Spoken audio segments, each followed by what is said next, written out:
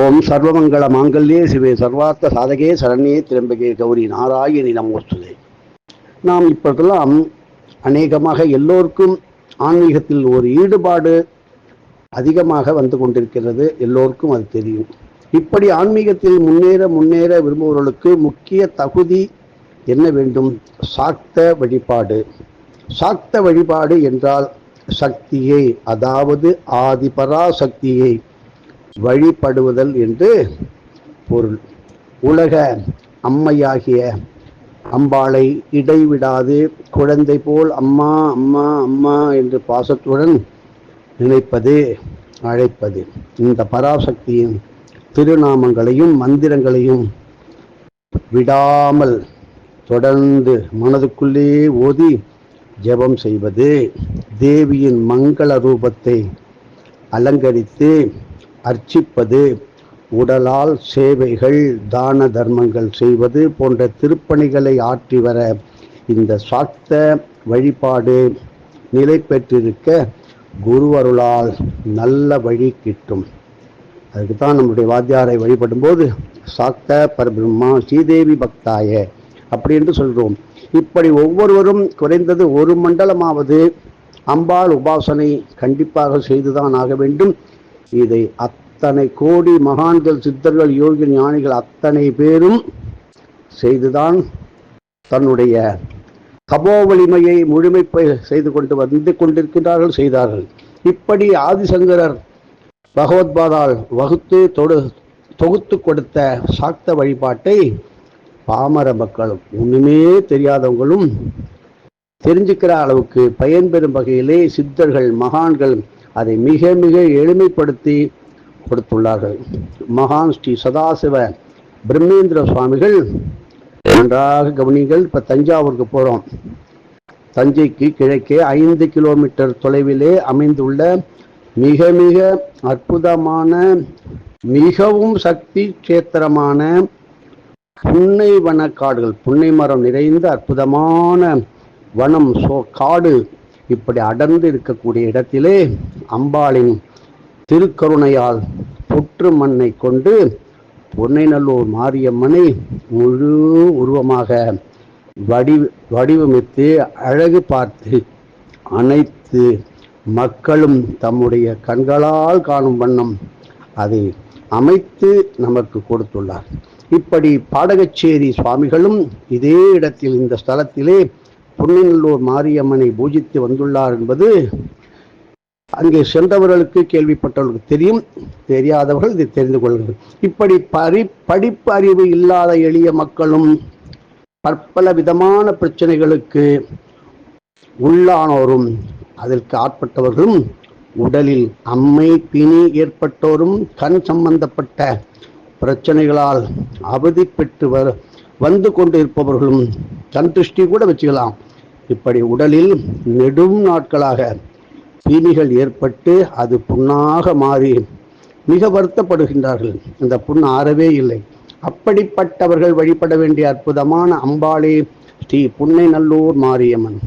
சாதாரணமான கோரிக்கைகள் முதல் தலையே போகும் பிரச்சனை வரை தம்முடைய கருணை கடாட்சத்தால், தன்னுடைய சக்தியால அப்படி கண் இமைக்கும் நேரத்தில் தீர்த்து வைக்கின்ற அற்புதமான சக்தி வாய்ந்த புன்னைநல்லூர் மாரியம்மனை பற்றி சொல்ல வேண்டும் என்றால் இந்த யுகம் போராது.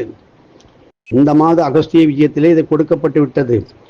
இந்த புற்று மண்ணால் ஆன அதிக சக்தி வாய்ந்த அம்பிகையே இந்த மாரியம்மன் தானாகவே முத்து முத்தாக வியர்த்து, தானாகவே அந்த வியர்வை மறையும் இந்த அற்புத திருக்காட்சியினை பக்தர்கள் இன்னைக்கும் பார்க்கலாம், இப்பொழுது பார்க்கலாம். 5 ஆண்டுகளுக்கு ஒரு முறை இந்த அம்பாளுக்கு, இந்த தாயாருக்கு, இந்த மாரியம்மனுக்கு தைல காப்பிலே திளைப்பவர் இந்த புன்னைநல்லூர் மாரியம்மன். நமக்கு ஒரு பெரிய வாய்ப்பு என்ன இப்போ கிடைச்சிருக்கு? இந்த 2025ஆம் ஆண்டு ஒரு மண்டல காலம் இந்த தேவிக்கு சாம்பிராணி தைலம் கொண்டு காலையும் மாலையும் அபிஷேகம் செய்வதற்கு சகல ஏற்பாடுகளும் செய்யப்பட்டுள்ளது. ஆக இந்த அபிஷேகமானது என்றைக்கு நடைபெறுகின்றது? 18/4/2025, அதாவது விஸ்வாவசு வருஷம் சித்திரை மாதம் 5ஆம் தேதி முதல் 4/6/2025 வைகாசி மாதம் 18ஆம் தேதி வரை ஒரு மண்டல காலம் இந்த அம்பாளுக்கு சாம்பிராணி தைல காப்பிலே இந்த அம்பாள் திளைத்து இருக்க போகின்றால் விருப்பமுள்ள பக்தர்கள் நிர்வாக அனுமதியை முன்பே பெற்று அம்பாளுக்கு தூய்மையான சாம்பிராணி தைலத்தை அளித்திட முயற்சி செய்ய வேண்டும். கிடைக்கும் சந்தர்ப்பத்தை நழுவவிடக்கூடாது. சந்தர்ப்பங்கள் சிங்காரித்து கொண்டு வருவதில்லை, ஏனோ தானோ என்று அது வருகின்றன. அப்படித்தான் நமது வாத்தியார் சந்தர்ப்பம்லாம் அப்படியே ஏனோ தானோ லைட்டாக வந்துட்டு போயிடும். ஏமாந்துடாதீங்க. மீண்டும் மீண்டும் வலியுறுத்துவதை நினைவுக்கு அதை வாத்தியார் சொன்னதை நம்ம நினைச்சு கொள்ள வேண்டும். கிடைத்த சந்தர்ப்பத்தை விடாதீர்கள், நழுவ விடாதீர்கள். பொன்னைநல்லூர் மாரியம்மனை நினைத்து, இன்று சுக்கிரவார அம்மனை நினைத்து, இந்த வெள்ளிக்கிழமை எப்படி உத்தர நட்சத்திரம் கூடிய எல்லா மங்களங்களையும் கொடுக்கின்ற திருக்கல்யாண உற்சவம் சகல கோடி லோகங்களிலும் மங்களாம்பிகை மாங்கல்யேஸ்வரர் மாங்கல்ய மகரிஷி வேண்டிக் கொண்டு இந்த பங்குனி மாதம் உத்தர நட்சத்திரத்திலே எல்லா விதமான காரியமும் வெற்றி பெறுவதற்கு நமது ஆன்மீக வைகாசி மாத அகஸ்திய விஜயம் சித்திரை வைகாசியுடைய, அதாவது மே மாதம் 2025 அகஸ்திய விஜயத்தை நமக்காக வாத்தியார் அனுப்பிவிட்டார். முக்கியமாக நாம் வழிபட வேண்டிய இந்த விஸ்வாவசு ஆண்டினுடைய சித்திர மாதத்துடைய சந்தன காப்பு திருத்தலத்தை பற்றி போட்டுள்ளோம். விஸ்வநாதர் சுவாமி தேப்பெருமாநல்லூர். தொடர்ந்து பாருங்கள். வைகாசி மாத கிரிவலம் பற்றி போடப்பட்டது. சந்தனம் அரைக்கும் போது ஓத வேண்டிய மந்திரம் என்ன? 4 விஸ்வாவசு வருஷம் தமிழ் சித்திர சந்தன காப்பினுடைய மகிமையை திருவிழா தல அந்த தேப்பெருமாள் நல்லூர் கும்பகோணம் திருநாகேஸ்வரம் அருகிலே இருக்கிறது. 23/4/2025 புதன்கிழமை இந்த சித்திரை சதய காப்பு நடக்கின்றது.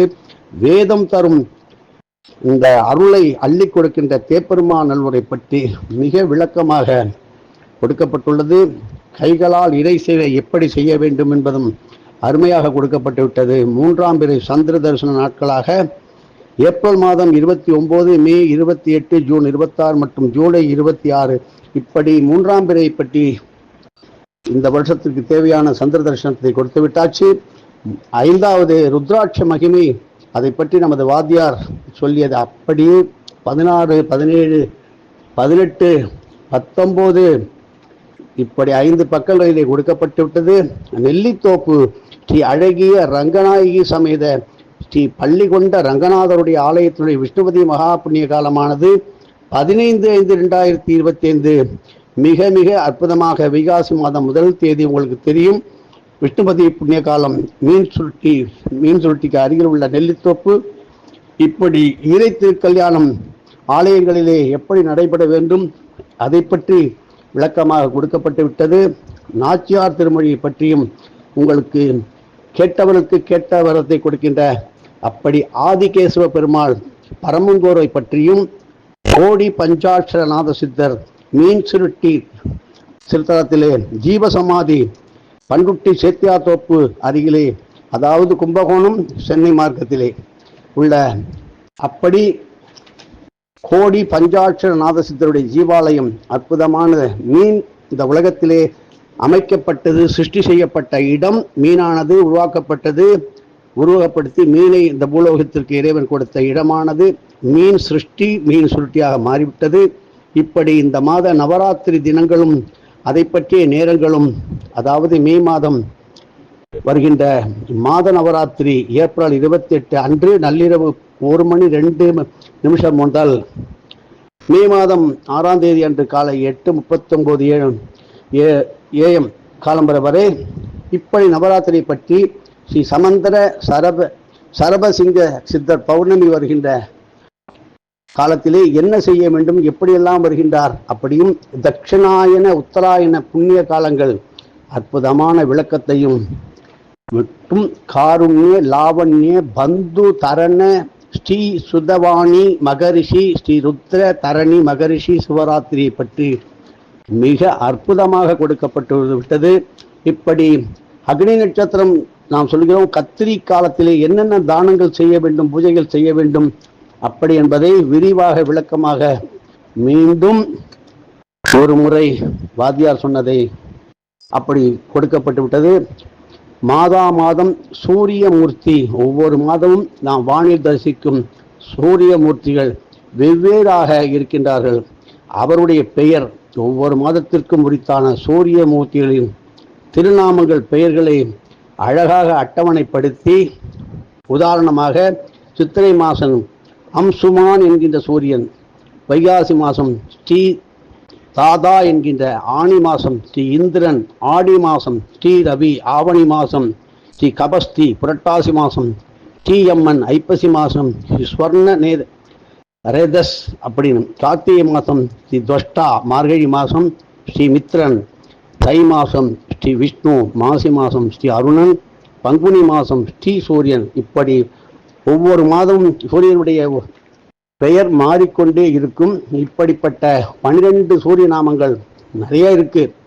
அதை பற்றியும் சூரியனின் 21 நாமங்கள், 21 பெயர்கள் என்னவென்றும், இப்படி இந்த வாத்தியார் எப்படி ஆன்மீகத்திலே விழிப்புடன் இருக்க வேண்டும் என்பது கூறியதை எளிமைப்படுத்தி அதை மிக மிக அற்புதமாக கொடுக்கப்பட்டு, குறைந்த அளவிலே அச்சிடப்பட்டு, இந்த மூலவருக்கு என்றும் எப்பொழுதும் நைவேத்தியம் அவசியமே. பாலாலயம் செய்தால் மூலவருக்கு சக்தி இல்லை என்று சொல்வது தவறு.